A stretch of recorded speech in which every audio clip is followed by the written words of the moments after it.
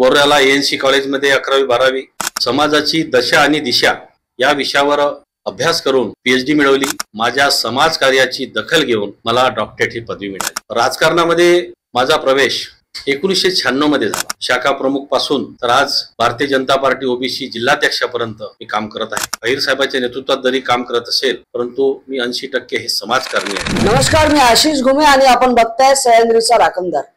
सह्याद्रीच्या राखणदारमध्ये विशेष कार्यकर्तृत्ववान व्यक्तिमत्वांचा आपण नेहमी परिचय, त्यांची मुलाखत घेत असतो। आज आपल्या कार्यालयाला भेट देण्यासाठी आलेले आहेत डॉक्टर अंकुश आगलावे। डॉक्टर अंकुश आगलावे ज्यांना कुठल्याही ओळखीची किंवा म्हणजे ज्यांना परिचयाची गरज नाहीये, सर्वत्र त्यांच्या सामाजिक कार्याने ते ओळखले जाणारे सामाजिक कार्यकर्ते म्हणून, गुरुदेव प्रचारक म्हणून, आणि त्यासोबतच त्यांच्याकडे जे ओबीसी सेलचं भाजपाचं जे काम आहे त्या कामातून त्यांनी जे चंद्रपूर जिल्ह्यातच नव्हे तर पूर्ण महाराष्ट्रात त्यांची एक ओळख, एक छाप आपल्या कामाची रोवलेली आहे। असं व्यक्तिमत्व आपल्या सोबत आलेलं आहे। नमस्कार अंकुश भाऊ। नमस्कार, जय गुरु। जय अंकुश भाऊ, आपलं स्वागत आहे सह्याद्रीच्या राखणदार मध्ये। आपल्या कार्याची जे महिमा आहे किंवा आपलं कार्य जे आहे ते पूर्ण महाराष्ट्रामध्ये परिचित आहेत। आपल्याला त्या माध्यमातून विविध पुरस्कार मिळालेले आहे आणि आपलं काम जे आहे सामाजिक कार्याची दखल युनिव्हर्सिटीने घेऊन आपल्याला मानद पदवी दिलेली आहे, डॉक्टरेट पदवी आपल्याला दिलेली आहे। असे विविध आपण हे आहेत आणि याच्यामधून आता विधानसभेची रणधुमाळी सुरू झालेली आहे आणि मी असं ऐकलं आहे आणि आम्ही सगळेजण बघतोय की आपणही आमदारकीसाठी इच्छुक आहे। त्याबद्दलचं सर्व आपल्याला जाणून घेणार आहोत, पण त्यापूर्वी आपला जीवनपट आम्हाला आमच्या प्रेक्षकांना आपण सांगावा असं मी आपल्याला विनंती करतो की आपलं बालपण कसं गेलं, आपण या क्षेत्रामध्ये कसे आलात, सामाजिक क्षेत्रात कसे आलात, सामाजिक उपक्रम कसे राबवलेत आणि भाजपाशी आपण कसे जुळलात त्याबद्दल। सर्वप्रथम मी डॉक्टर अंकुश किसन आगलावे, श्री गुरुदेव सेवा मंडळ व मानवाधिकार संघटनेच्या वतीनं या नवरात्रीच्या पर्वावर समस्त जनतेला हार्दिक शुभेच्छा देतो।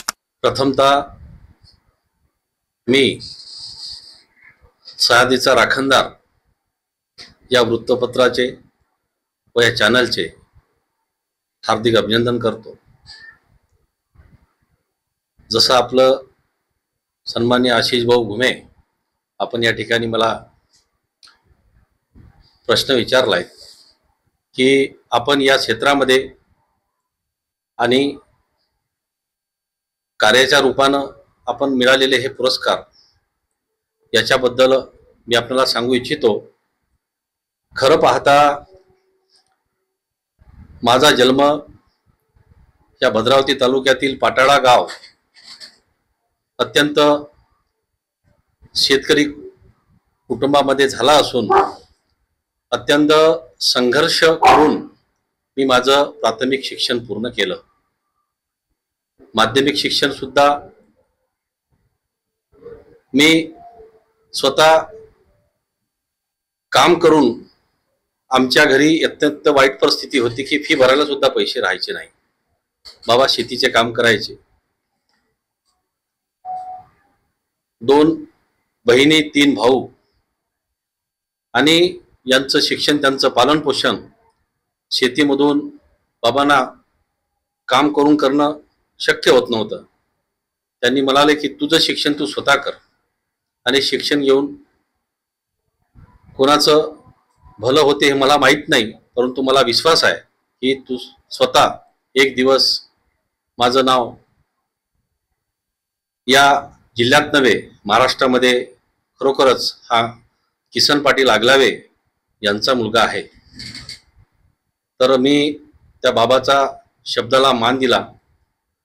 स्वतः शेतीचे कामं, रोजगार हमी योजना, नाल्या खोदणे आणि हे शिक्षण घेऊन मी काम करून माझं शिक्षण मॅट्रिक पर्यंत पूर्ण केलं। नंतर वर्ध्याला एएनसी कॉलेजमध्ये 11वी-12वी आणि त्यानंतर मी कॉलेजमध्ये शिक्षण घेण्यासाठी गेलो नाही, तर ते शिक्षण मी यशवंतराव महाराष्ट्र मुक्त विद्यापीठ तिथून ग्रॅज्युएशन केलं, पोस्ट ग्रॅज्युएशन केलं। समाजाची दशा आणि दिशा या विषयावर अभ्यास करून PhD मिळवली. माझे मार्गदर्शक सन्माननीय ANC कॉलेजचे प्रिन्सिपल काडबूस सर, कैलासवासी केशवराव ठेंगणे जे बीडकर कॉलेजचे प्रिन्सिपल होते, भद्रावतीच्या शिंदे कॉलेजचे प्रिन्सिपल होते, त्यांचे माझे मार्गदर्शक आहे. आणि त्यांच्या माध्यमातून आता 7 वर्ष अगोदर मला PhD मिळाली आणि त्या PhDच्या आधारावर माझ्या समाजकार्याची दखल घेऊन मला डॉक्टरेट ही पदवी मिळाली. खरं पाहता मी वंदनीय राष्ट्रसंत तुकडोजी महाराज माझ्या आजोबापासूनचा वारसा घेऊन आम्ही चालत आहे. यावलीला महाराजासोबत माझे आजोबा होते. नंतर तो वारसा माझ्या वडिलांनी घेतला आणि आजही माझ्या घरी माझ्या मुली, माझा परिवार आम्ही प्रार्थना करतोय. आणि आजपर्यंत तुकडोजी महाराजाचा विचार हा संपूर्ण महाराष्ट्रात नव्हे, मी संपूर्ण देशामध्ये फिरत असताना कुठलाही कार्यक्रम असो, शासनाचा पदाधिकारी असो, प्रशासनातील अधिकारी असो, सगळ्यांना मी माझी ग्रामगीता देऊन त्यांना सत्कार करतो. आणि खरं पाहता गरीब परिस्थिती, गरिबीची जाण ठेवून मी आज समाजकार्य करत आहे. राजकारणामध्ये माझा प्रवेश 1996 मध्ये झाला. आदरणीय हंसराज अहिर यांच्या सोबत माझी भेट झाली आणि त्यांनी मला काही सूचना केल्या. वंदनीय राष्ट्रसंत तुकडोजी महाराजांनी माणूस सांगितला. तो विचाराचा माणूस आदरणीय हंसराज अहिर हे मला मिळाले आणि तेव्हापासून राजकीय क्षेत्रामध्ये मी पदार्पण करून अनेक पदं भूषविली. शाखा प्रमुख पासून तर आज भारतीय जनता पार्टी OBC जिल्हाध्यक्षापर्यंत मी काम करत आहे. खरं पाहता मी राजकारणी आदरणीय अहिर साहेबांच्या नेतृत्वात जरी काम करत असेल, परंतु मी 80% हे समाजकारणी आहे. तुकडोजी महाराजाचा वारसा घेऊन आज या वरोरा भद्रावती तालुक्यात नव्हे तर संपूर्ण जिल्ह्यात मी अनेक सामाजिक उपक्रम राबवले. जसे कोरोना काळामध्ये याच ठिकाणी आमचे स्टुडिओचे संपादक आशिषजी घुमे यांना सोबत घेऊन या वरोरा आणि भद्रावतीच्या अनेक गावापर्यंत आम्ही 3 महिन्यापर्यंत अनाज वाटप केले गाव शहरामध्ये आणि ग्रामीण भागामध्ये 6 महिन्यापर्यंत धान्याचे किट वितरित केले. त्यावेळी अत्यंत घातक रोग असल्यामुळं या ठिकाणचे लोकप्रतिनिधी आणि काही नेते हे कुणीही घराच्या बाहेर निघत नव्हते. फक्त आणि फक्त अंकुश आगलावे आणि आशिषजी घुमे आम्ही दोघांनी या गोरगरिबांना शोधून SDO आणि तहसीलदारच्या माध्यमातून यादी मागवून त्यांना धान्याचे किट वितरित करण्याचं काम केलं. याची दखल शासनाने घेतली आणि मला कोरोना योद्धा म्हणून त्यांनी सन्मानित केलं. त्यानंतर शासनाने दखल घेऊन की आपण समाज कारणाच्या माध्यमातून काय उपक्रम या परिसरामध्ये राबवले. आरोग्य शिबिर राबवले. गुरुदेव शंभराच्या अनेक गावामध्ये आपण प्रार्थना सुरू केल्या. या परिसरामध्ये तुकडोजी महाराजाच्या अनेक मूर्त्या या परिसरामध्ये दिला. त्यानंतर गोर गरीब दलित आदिवासी प्रत्येकाशी कोणतीही समस्या असो, मी स्वतः जाऊन शासन दरबारी मांडून त्यांच्या वैयक्तिक समस्या सोडण्याचा प्रयत्न केला. त्रिशक्ती सन्मान सोहळा आदरणीय हंसराज अहिर यांचा वाढदिवस आपण त्या ठिकाणी माझ्या महिलांना 7,000 महिलांना छोटीशी भेट देऊन, साडीची भेट देऊन आम्ही माझ्या वरोऱ्याला साजरा केला. आज जी मुख्यमंत्री लाडकी योजना आहेत, तर त्या योजनेचा प्रारंभ, त्याची सुरुवात आदरणीय हंसराजजी भैया यांच्या वाढदिवसानिमित्त झाली म्हणायला हरकत नाही. तो कार्यक्रम आपण राबवला. त्यानंतर या परिसरामध्ये अनेक आरोग्य शिबिर, कराटे असोसिएशन ॲलन तिलकचा मी जिल्हा अध्यक्ष म्हणून काम करतो आहे. कराटे असोसिएशनच्या माध्यमातून स्वतःची रक्षा केली पाहिजे म्हणून अनेक शाळेमध्ये मी कॅम्प लावले. ANC कॉलेजमध्ये सुद्धा आपण त्यांना शिबिर घेऊन त्यांना त्या कॅम्पमध्ये आपण सामावून घेतले. त्यांना बेल्टचे व प्रशस्तीपत्राचे वितरण केले आणि आमचा उद्देश होता की समोर जिल्हा परिषदच्या ज्या शाळा आहेत त्या शाळेमध्ये शासनाच्या वतीने आपण त्या ठिकाणी शाळेतल्या मुलांना आपण शिक्षण देऊ आणि निशुल्क शिक्षण. आम्ही कुठलीही फी घेतली नाही. भद्रावतीला गुरुदेव व्यायामशाळा आज 7 वर्ष अगोदर आपण उघडली आहे. ती गुरुदेव व्यायामशाळा निशुल्क आहे की आपला तरुण आपला युवा हा सशक्त झाला पाहिजे, निरोगी झाला पाहिजे, जेणेकरून येणाऱ्या काळामध्ये या समाजाला एक निरोगी तरुण मिळाला, सुदृढ आणि सशक्त तरुण जर मिळाला तर येणाऱ्या काळामध्ये आपला भारत देशामध्ये आपण जो विकसित भारत देश आपला झाला पाहिजे. माझा भारत देश जगामध्ये प्रत्येक क्षेत्रामध्ये नंबर 1 झाला पाहिजे हा दृष्टिकोन ठेवून त्यांनी आदरणीय विश्वगुरू मोदी साहेबाचा संकल्प, त्यांचा हेतू हा साध्य झाला पाहिजे. त्याची सुरुवात मी गुरुदेव व्यायामशाळा उघडून माझ्या तरुणांना निशुल्क शिक्षण देऊन त्यांना अनेक महाराष्ट्र केसरी, विदर्भ आणि आंतरराष्ट्रीय स्तराचे पुरस्कार माझ्या जिमपटूंना मिळाले आहेत. भद्रावतीला सन्माननीय योगीजी वाडके आहेत, पिंटूजी आहेत, दिलीपजी आहेत. अशा लोकांच्या अशा मुलांना या व्यायामशाळेच्या माध्यमातून त्यांना आपण उतरवून स्पर्धेमधून त्यांनी क्रमांक मिळवला आहे. आणि आपण बघतो आहे प्रत्येक माझा कार्यक्रम श्री गुरुदेवच्या माध्यमातून आपण चालू करतो आहे. आणि खऱ्या अर्थानं आशिषजी आपण या ठिकाणी मला जे संधी देत आहे त्याबद्दल आपलं मनापासून अभिनंदन. कोरोना काळामध्ये आपण राबवलेले जे उपक्रम आहे त्याचा साक्षीदार मी आहे. कारण की मला माहीत आहे की आपण कशा पद्धतीनं ते काम केलं. ज्यावेळेस कुठलाही राजकीय नेता, कुठलाही सामाजिक कार्यकर्ता हे काम करत नव्हते. सुरुवातीचा काळ, ज्या काळामध्ये खूप कोरोनाचं पसरलेलं होतं आणि त्या काळात कोणीही मदतीला धावून येत नव्हतं, त्या काळामध्ये आपण जो उपक्रम राबवला, आपण स्वतःचं घर मजरा येथील घरामध्ये एक तिथे किचन सुरू केली. म्हणजे शिजवलेलं अन्न असेल आणि त्यासोबतच राशनच्या किट असेल त्या पोहोचवण्यासाठी आपली जी धडपड होती ती मी स्वतः प्रत्यक्ष बघितलेली आहे आणि इथल्या जनतेने पण बघितलेली आहे. तो त्याच्यातला मला एक किस्सा आठवतो की जेव्हा खूप पाऊस सुरू होता आणि एक फोन आला होता आपल्याला आणि त्यावेळेस आपण तो शोधण्यासाठी जवळपास 1.5-2 तास आपल्याला लागले की लाभार्थी शोधण्यासाठी. मला तो ज्याला गरज होती तो गरजवंतापर्यंत पोहोचायला. त्याचा साक्षीदार मी पण आहे, तो मला आठवते तो गोष्ट. पण भाऊ, यासोबतच आपण मानवाधिकार संघटनेचं काम करतायत, त्यासोबतच आपण गुरुदेव सेवा मंडळाचे जे पंढरपूरला आश्रम आहे त्याचे अध्यक्ष आहात आणि त्यासोबत आपण रुग्णसेवेमध्ये ॲम्ब्युलन्स सेवा पण आपण पुरवलेली आहे. ह्या सगळा जो आहे त्याबद्दलची माहिती आम्हाला मिळावी.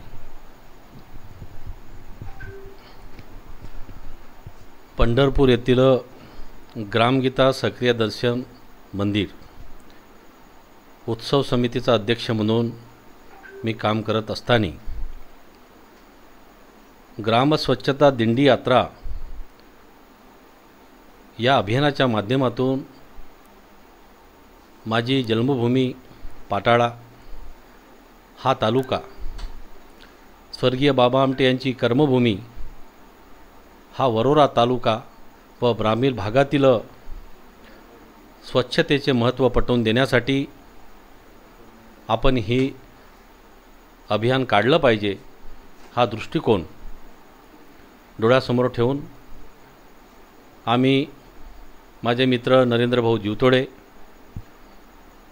श्री प्रवीण भाऊ ठेंगणे, आदरणीय शिवक्रांतदादा मिलमिले आम्ही सगळ्यांनी एकत्र येऊन या अभियानाची सुरुवात केली. वरोरा व भद्रावती तालुक्याच्या 240 गावापर्यंत आम्ही पोचलो.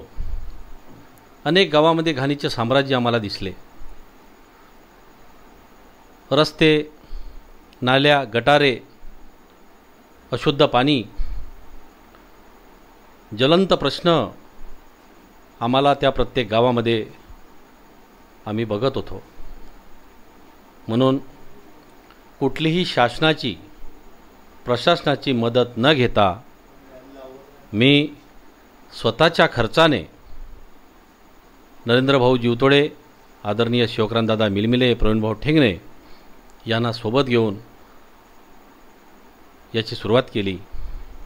सलग 1 महिना ही वारी, ही यात्रा संपूर्ण गावापर्यंत आम्ही पोचत गेलो. 5 दिवस झासल्यावर जिल्हा परिषद सीओ आम्हाला भेटायला आले. खरं पाहता हे प्रशासनातले अधिकारी व शासन यांनी हे अभियान राबवायला पाहिजे होतं, परंतु गरिबीची जाण प्रत्येक गावामध्ये आमचे गुरुदेव सेवा मंडळ, तुकाराम महाराजाच्या वंदे राष्ट्रसंत तुकडोजी महाराज यांचे उपसर्वाधिकारी तुकारामदादा गीताचार्य यांना मानणारा वर्ग यांची जाण ठेवून माझा गोरगरीब शेतकरी सामान्य माणूस हा निरोगी राहिला पाहिजे. स्वच्छता ही किती महत्त्वाची आहे.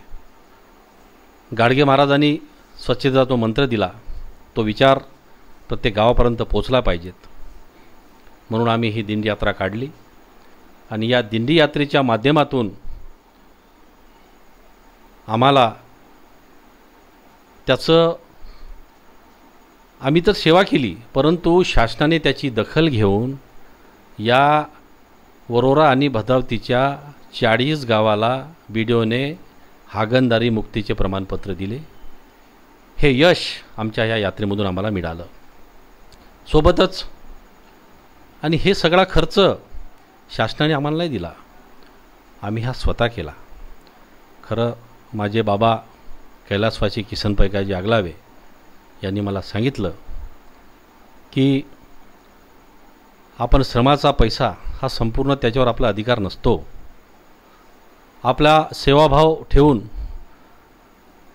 मानव सेवा ही ईश्वर सेवा हे विचार तुकडोजी महाराजांनी आम्हाला दिले. म्हणून आम्ही आमच्या मेहनतीतील पैसा या समाजसेवेसाठी आम्ही नेहमी खर्च करत असतो. दुसरा विषय ॲम्ब्युलन्स.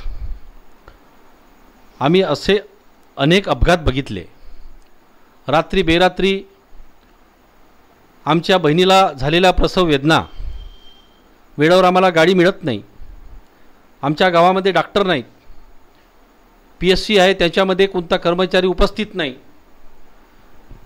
अशी हा प्रसंग आमच्या जेव्हा लक्षात आला, म्हणून मी निशुल्क अशी रुग्णसेवा चालू केली आणि कोणताही 1 रुपया न घेता असंख्य आम्ही आजारी पेशंट दवाखान्यापर्यंत पोचवले. सावंगी मेघेला नेले, सेवाग्रामला नेले, सरकारी रुग्णालय चंद्रपूरला नेले, नागपूरला नेले. हे अभियान आमचं निरंतर आजही चालू आहेत. नंतर काही कालांतर या मानव अधिकार संघटनेच्या संस्थापक आदरणीय मिलिंदजी दैवडे हे माझ्या भेटीला आले आणि त्यांनी मला या समाज कार्यामधून आपण डॉक्टर अंकुश आगलावे कोण आहात, त्यामुळे माझ्या संघटनेमध्ये काम करा अशी त्यांनी मला आग्रहाची विनंती केली. आणि नागपूरला एक 3 जजेसची कमिटी होती, हायकोर्टाचे जज. तिथं आपल्याला एक्झाम फेस करावं लागत होती, परीक्षा पास करावं लागत होती, कायद्याची परीक्षा. ती परीक्षा आपण पास केली आणि त्याच्यामध्ये खरं उतरलो आणि त्यांनी मला डायरेक्ट विदर्भ अध्यक्ष म्हणून मला जबाबदारी दिली.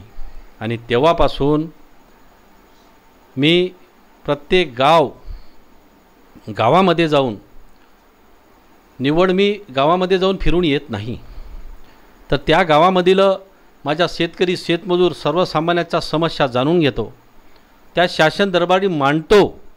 स्वतः मी पोलीस स्टेशनमध्ये जातो, तहसील कार्यालयामध्ये तहसीलदाराला जाऊन भेटतो, SDOला भेटतो, कलेक्टरला भेटतो, SP ला भेटतो आणि सगळ्या समस्या मी वैयक्तिक त्यांचा सोडवणूक करून मी स्वतः घेतो. आणि अशा माध्यमातून आपण कार्य करत असतो. तुकडोजी महाराजांनी मला जो विचार दिला हा शेवटापर्यंत आपण नेण्याचा पूर्ण प्रयत्न करेन. आदरणीय या क्षेत्रामध्ये आदरणीय हंसराज अहिर आणि आदरणीय सुधीरभाई मुनगंटीवार यांना मी खरोखरच महाराजांनी जे नेते सांगितले त्या नेते आणि त्यांचे विचार या दोन नेत्यामध्ये प्रामुख्याने मी बघतो आहेत. आदरणीय सुधीरभाऊ मुनगंटीवार साहेबांनी वंदनीय तुकडोजी महाराज मोजरीला आश्रमाला वर्गाचा दर्जा दिला. महाराजावर येत्या काळामध्ये सिनेमा प्रदर्शित होत आहेत. महाराजांना भारतरत्न मिळावे यासाठी त्यांचे प्रयत्न आहेत. देशाला स्वातंत्र्य मिळून 77 वर्षे झाले, परंतु आजपर्यंत कोणत्याही या नेत्यांनी कोणत्याही सरकारने आमच्या महाराजाबद्दल इतकं चांगलं काम केलं नाहीत. म्हणून आमच्यासाठी तुकडोजी महाराजांचा विचार हा देशाच्या कानाकोपऱ्यापर्यंत पोहोचवणारे आदरणीय एकमात्र नेते आहेत सन्माननीय सुधीरभाऊ मुनगंटीवार. आणि मी त्यांना या काळातील ईश्वर मानतो, कारण महाराजांनी ईश्वर सेवा मानव सेवा ईश्वर सेवा सांगितलं आणि महाराजा विचार त्यांनी तळागाळापर्यंत नेला. नक्कीच बोले तैसा चाले त्याची वंदावी पाऊले असंच काम सुधीरभाऊचं आहे. सुधीरभाऊने एखादी शब्द दिला आणि तो पूर्ण केला नाही असं कधीच झालेलं नाही. सुधीरभाऊंच्या कार्याबद्दल सगळ्यांना माहीतच आहे. पण आता आपण वळूया पुन्हा विधानसभेची रणधुमाळी सगळीकडे सुरू झालेली आहे. विधानसभा लागणार आहे, पण तत्पूर्वी आपण करत असलेलं जे काम आहे किंवा आपला व्यवसाय म्हणून आपण काय करता? मी वेस्टर्न कोलबेट लिमिटेड माजरी क्षेत्रामध्ये माजरी माइंडमध्ये मी लिपिक कारकून या पदावर कार्यरत आहे. 96 पासून मी हे काम करत आहे. सोबतच मी शेतकरी आहे. मी माझी उपजीविका माझा प्रपंच हा नोकरीच्या माध्यमातून चालवत असतो आणि माझी समाजसेवा ही शेतीच्या उत्पन्नातून करत असतो. खरं पाहता आज आपल्या जिल्ह्यातील महत्त्वाचे 2 नेते आदरणीय सुधीरभाऊ मुनगंटीवार आदरणीय हंसराज अहिर ज्यांनी आपल्या या जिल्ह्यासाठी नव्हे महाराष्ट्राच्या कानाकोपऱ्यापर्यंत अत्यंत मोलाचं काम केलं आहे. आदरणीय सुधीरभाऊच्या बद्दल जर बोलायचं झालं, त्यांच्या बल्लारशा मूल या क्षेत्रामध्ये सुधीरभाऊच्या माध्यमातून पूर्ण महाराष्ट्राच्या कुठल्याही मतदार क्षेत्रामध्ये काम झालं नाही एवढं काम भाऊनी केलं. बल्लारशाला चंद्रपूरला मेट्रो स्टेशनसारखं बसस्थानक, नियोजन भवन जिल्हा उद्योग केंद्राची भवन, प्रशासकीय पंचायत समिती असो, तहसील कार्यालय असतो, त्याचे रस्ते असो, ITI असो, असं कुठलंच क्षेत्र नाही. आणि बांबू उद्योगच्या माध्यमातून बचत गटाच्या महिलांना काम, सैनिकी शाळा, कॅन्सर हॉस्पिटल असे अनेक काम भाऊच्या माध्यमातून केलं. आम्ही त्यांच्या विचारांना प्रेरित आहेत. तसेच आदरणीय हंसराज अहिर साहेबांनी या जगातील सगळ्यात मोठा कोळसा घोटाळा उघडकीस आणला. या शेतकऱ्याच्या खात्यामध्ये मी जोपर्यंत 20 लाख रुपये जमा करत नाही आणि शेतकऱ्याला मी नोकरी देत नाही तोपर्यंत येणारी निवडणूक मी लढणार नाही हा संकल्प आदरणीय भैयांनी घेतला आणि पूर्ण केला. त्यामुळे या क्षेत्रामध्ये WCL आणि प्रायव्हेट खाजगी प्रकल्पामध्ये सर्वात जास्ती नोकऱ्या शेतकरी बांधवांना आणि त्यांच्या खात्यामध्ये लाखो रुपये मिळवून देण्याचं काम जर कोणी केलं असेल तर आदरणीय हंसराज भैया यांनी केलं. खरं पाहता आज मी त्यांचा प्रेरणेने हे काम करतो, त्या मार्गदर्शनामध्ये काम करतो आहे. या जिल्ह्यामध्ये संपूर्ण 15 तालुक्याच्या 22 मंडल OBCचा जिल्हाध्यक्ष या नात्याने संघटना तयार करून शासनाच्या, केंद्र शासनाच्या राज्य शासनाच्या महायुतीच्या सर्व योजना ह्या तळागाळापर्यंत पोचल्या पाहिजे यासाठी मी सतत प्रयत्नशील असतो, पाठपुरावा घेत असतो आणि येणाऱ्या काळामध्ये माझा तरुण, माझी महिला, शेतकरी, सर्वसामान्यांना न्याय मिळावा यासाठी माझे अहोरात्र प्रयत्न करत असतो. भाऊ, अत्यंत सविस्तर अशी माहिती आपण दोन्ही नेत्यांबद्दलची सांगितली आहे. खरंच या दोन्ही नेत्यांमुळे आज चंद्रपूर जिल्ह्याचा एक नावलौकिक झालेला आहे आणि सर्वसामान्य लोकांना माहिती आहे. भाऊ, महत्त्वाचा विषय आहे, विधानसभा निवडणुकीची रणधुमाळी सुरू झाली. अनेक पक्षांमध्ये अनेक इच्छुक उमेदवार आहेत. अनेक जण गुडघ्याला बाशिंग बांधून तयार आहेत. काहींनी आपल्या प्रचाराला सुरुवाती केलेली आहे आणि याच्यामध्ये असे बरेच चेहरे आपण बघतो की जे कधी राजकारणात आले नाही, समाजकारणात कधी होते नाही. वेळेवर येऊन त्यांनी आपला दुकानदारी सुरू केली असं आपण म्हणायला काही हरकत नाही. तर या सगळ्या याच्यामध्ये आपल्यालाच उमेदवारी का मिळावी ह्या महत्त्वाचा प्रश्न जनतेला आहे आणि आमच्या प्रेक्षकांना या माध्यमातून जाणून घ्यायचं की आपल्यालाच उमेदवारी का मिळावी.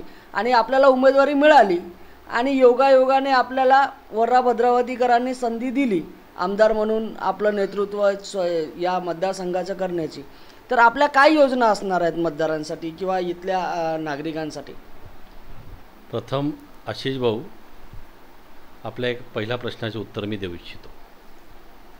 मला उमेदवारी का मिळावी?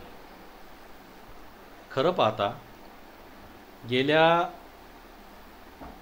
30 वर्षापासून मी या राजकारणामध्ये सक्रिय आहे आणि निवडणुका समोर आहे म्हणून बॅनर लावणे, पोस्टर लावणे, वेगवेगळे कार्यक्रम घेणे आणि जनतेला प्रलोभन देणे, वेगवेगळ्या माध्यमातून त्यांना जवळ घेण्याचा प्रयत्न करणे, याच्यापैकी मी नाही. मी सतत 27 वर्षापासून 12 महिने 24/7 मी काम करत असतो. निवडणूक पाहून मी काम करत नाही आणि राजकीय आणि सामाजिक अनुभव हा माझा दांडगा आहे. मी या मतदार क्षेत्राच्या नव्हे, जिल्ह्याच्या नव्हे, प्रत्येक गावापर्यंत मी पोचलो आहे. गोरगरीब त्याच्या समस्या काय ह्या मी स्वतः जाऊन शासन दरबारी मांडल्या आहेत. आणि असं नाही की तुकडोजी महाराजांनी गुरुदेव सेवा मंडळ प्रत्येक गावामध्ये आहेत.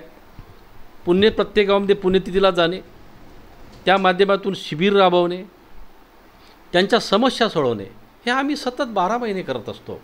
निवडणूक समोर आली म्हणून आम्ही पावसाळी बेडकासारखे मी तुमचा नेता आम्ही ते करू शकत नाही. आणि यांना गावातील तंटामुक्ती, खरी ग्रामपंचायत, कडली गाव ग्रामपंचायतीच्या माध्यमातून, ग्रामसभेच्या माध्यमातून, संसदे आणि सुप्रीम कोर्टापेक्षा ग्रामसभेला हे सर्वोच्च अधिकार असतात याची यांना जाणीव आहेत का? ग्रामसभेचे सभासद कोण याची यांना माहिती आहेत का? याच्यासाठी तळागाळातला अभ्यास करावा लागतं, फार प्रचंड मेहनत आणि त्यांच्या समस्या प्रात्यक्षिक जाऊन सोडण्याचा प्रयत्न करावा लागतं. आज या प्रशासनामध्ये अनेक अधिकारी आहेत, परंतु नियमबाह्य काम करण्याचा त्यांचा प्रयत्न असतात. अशा लोकांना आम्ही वटणीवर आणून त्या गोरगरिबाला न्याय देण्याचं पूर्ण काम करतो. मी यासाठी मला उमेदवारी हवी आहे की मी प्रामाणिकपणे या क्षेत्रामध्ये 12ही महिने काम करत असतो. निवडणूक आली म्हणून मी काम करत नाही. आणि त्यानंतर आपला दुसरा विषय असा की आपण या क्षेत्रामध्ये जर आपल्याला भावी आमदार म्हणून उमेदवारी मिळाली आणि आपण निवडून आले तर माझं प्रथमतः कार्य असेल महिला, युवा वर्ग, मजूर आणि माझ्या तरुणांच्या विषयामध्ये. आपल्या क्षेत्रामध्ये पॉवर प्लांट आहेत, खाजगी सरकारी वेकुलीचे प्रोजेक्ट आहेत, खाजगी प्रोजेक्ट आहे, प्रायव्हेट प्रोजेक्ट आहेत, सिमेंट प्लांट आहे. अशा अनेक प्रोजेक्टमध्ये आजही माझ्या स्थानिक उमेदवाराला जागा नाही. देशाच्या स्वातंत्र्यानंतर सुद्धा आमचा आज स्थानिक आमदार, स्थानिक उमेदवार, स्थानिक युवक बेरोजगार आहेत. ग्रॅज्युएट झालेला मुलगा आहे सगळा, आज भटकतो आहे तो. आज इथला मुलगा मुंबई पुणेमध्ये जाऊन 10,000मध्ये काम करतो आहे. आणि परप्रांतीय लोक आमच्या इथे, आम्ही कोणी उमेदवाराला किंवा कुठल्या स्थानिक लोकांना मी म्हणत नाही, परंतु त्यांच्या कारकिर्दीमध्ये असे प्रकार होतात, हे खरोखरच निंदनीय आहे. माझा सगळ्यात नंबर 1चा मुद्दा राहील की स्थानिक युवकांना या प्रकल्पामध्ये मी 80% जागा मिळवून दिल्याशिवाय मी स्वस्थ बसणार नाही. माझा दुसरा विषय, बचत गटाच्या माध्यमातून आज स्वतःचा उद्योग आमच्या महिला माता भगिनी चालवत आहेत. परंतु असे अनेक बचत गट आहेत, ते आजारी आहेत, त्यांना पाहिजे तशी मदत शासनाकडून प्रशासनाकडून मिळत नाही. अशांना मी दत्तक घेऊन त्या उद्योगांना यथाशक्ती पाहिजे ती मदत मी त्यांना देऊन त्यांना स्वतःच्या पायावर उभं करण्याचा प्रयत्न करेन. त्यांना रोजगार घेणारा नाही, रोजगार देणारे व्यक्तिमत्व बचत गटाच्या महिलांना मी त्या ठिकाणी उभे करेल. सोबतच माझा शेतकरी, शेतमजूर, आज मजुराचे काय परिस्थिती आहे. आज शेतीमध्ये कोरडवाहूचे प्रमाण आपल्याकडे जास्ती आहेत, ओलीत नाही. आणि ओलीत नसल्यामुळं आज आपल्याला पाहिजे त्या प्रकारे आपण उत्पादन करू शकत नाही. उत्पादन केलं तर त्यांच्या पिकाला भाव नाही, भाव मिळाला तर त्याच्यासोबत पाहिजे त्याला योग्य पैसे मिळत नाही. असे अनेक विषय शेतकऱ्याच्या बाबतीमध्ये आहेत. त्याचं जीवनमान उंचावं, त्याच्या शेतीला भाव मिळावा, त्याचा शेतीला ओलिताची व्यवस्था व्हावी, यासाठी माझे प्रयत्न राहील. भाऊ, दुसरा एक विषय आहे की मतदारसंघामधली पुन्हा कुठल्या असे योजना आपण राबवता येईल, आगळं वेगळं काय कराल आपण आमदार झाला तर? मी जर या ठिकाणी आमदार झालो तर प्रत्येक माझ्या या दोन्ही तालुक्याच्या ब्लॉक वाईज 5 गावे ब्लॉक पंचायत समिती स्तरावर, काही मोठे गावे असेल, अशा ठिकाणी मी सर्वप्रथम शासनाचे त्या क्षेत्रातील रोजगार, मुलं किती, शिकलेले मुलं, बेरोजगार मुलं किती, शेतमजूर ज्यांच्या हाताला काम नाही आहेत, आज गरिबीचा % किती, याचं मी सगळा सर्वे करेन. आणि त्यानुसार त्या ब्लॉकमध्ये या प्रशासनातील सर्व रिटायर्ड झालेले अधिकारी, कोणी ठाणेदार असेल, कोणी BDO असेल, कोणी डेप्टी कलेक्टर असेल, कोणी पोलीस खात्यातला असेल, कृषी विभागातला असेल, अशा लोकांची एक समिती घेऊन त्या बेरोजगार युवकांना रोजगार देण्याच्या उद्देशाने, माझ्या शेतकरी बांधवाच्या जीवनमान उंचावण्याच्या उद्देशाने, माझ्या महिलांना स्वतः स्वयंपूर्ण होण्याच्या उद्देशाने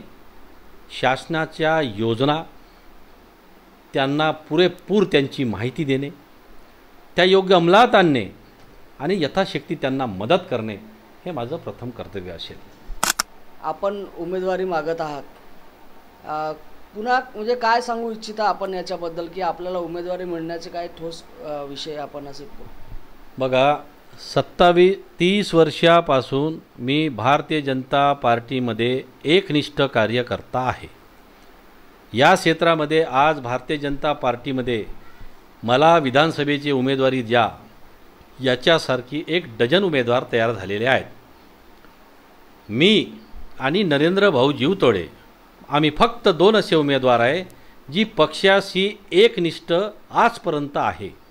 आम्ही पक्षाच्या चटया टाकण्यापासून, सतरंजा उचल्यापासून काम केलेलं आहे. आणि मी आणि नरेंद्र भाऊ आम्ही शेतीच्या उत्पन्नातील नोकरीतूनच आम्ही ही समाजसेवा करत आहोत. इतरत्र आमचे कुठलेही कामं नाही, कुठलेही असे अवाजवी किंवा अवैध काम याच्याबद्दल मला योग्य नाही आहे. परंतु आज जे डझनभर उमेदवार आहे हे सगळे नव्यानं आलेले आहेत. बघा, ही लोकशाही आहे. संविधानानं सगळ्याला अधिकार दिले आहे. त्याच्यामुळे त्यांनाही उमेदवारी मागण्याचा अधिकार आहे. परंतु पक्षाला माझी हेच विनंती आहे, पक्षश्रेष्ठीला माझी विनंती आहे, आदरणीय सुधीर भाऊ, आदरणीय भैयाजी, आपणाला विनंती आहे की आमच्या एकनिष्ठेचा, आमच्या पक्षाशी आम्ही प्रामाणिक राहून जे काम केलं त्याची आपण दखल घेतली पाहिजे. आमचा अनुभव, आमचं तुकडोजी महाराजाचं काम, आमचं संघटनेचं काम, ह्या सगळ्या गोष्टीचा लेखाजोखा आज आपल्याजवळ आहे. त्यामुळे आम्ही ग्रामीण स्तरावर जाऊन शहरातील प्रत्येक गोरगरिबापर्यंत जाऊन आम्ही त्यांच्या समस्या सोडविल्या आहे. आम्हाला अनुभव आहे. त्यामुळे येणाऱ्या काळामध्ये शासनाकडून फंड कसा आणायचा, तो खर्च कसा करायचा, याच्यासाठी आम्ही काम करतो आहे. आम्ही बाहेर बाकीचे ज्या कोणत्या पक्षाबद्दल मला बोलायचं नाही आहे, जे नेते मंडळी आहेत त्यांचं कार्य काय आहे, ते कशाच्या भरोशावर आपलं जीवन पालनपोषण चालवत आहे, समाजसेवा कुठून पैसा आणत आहे, याची जाणीव ह्या जनतेला आहे. त्यामुळे पक्षश्रेष्ठी आणि आदरणीय सुधीरभाऊ आणि आदरणीय भैयाजीला माझी विनंती आहे, आपण यांची दखल घ्यावी आणि जेणेकरून आमच्यावरसुद्धा अन्याय होऊ नये आणि आम्हालासुद्धा या विधानसभेचे उमेदवारी देऊन काम करण्याची संधी द्यावी, एवढंच आपल्याला सांगू इच्छितो. धन्यवाद अंकुश भाऊ, आमच्याशी संवाद साधला त्याबद्दल. अंकुश भाऊंनी सांगितलं की या मतदारसंघामध्ये त्यांना जर उमेदवारी मिळाली आणि त्यांना जर योग आला आमदार म्हणून या क्षेत्राचं नेतृत्व करण्याचा, तर त्या नक्कीच या क्षेत्रामध्ये जो विकासाचा आराखडा त्यांनी सांगितला आहे, त्या योजना सांगितल्या आहेत त्या करतील. भाऊंना उमेदवारी मिळावी अशी शुभेच्छा आम्ही या ठिकाणी व्यक्त करतो आणि आपण अशाच नवनवीन याला भेट देत राहू. असे विशेष व्यक्तिमत्वांचे मुलाखती आपण याची सुरू राहील. एवढंच बोलतो आणि धन्यवाद.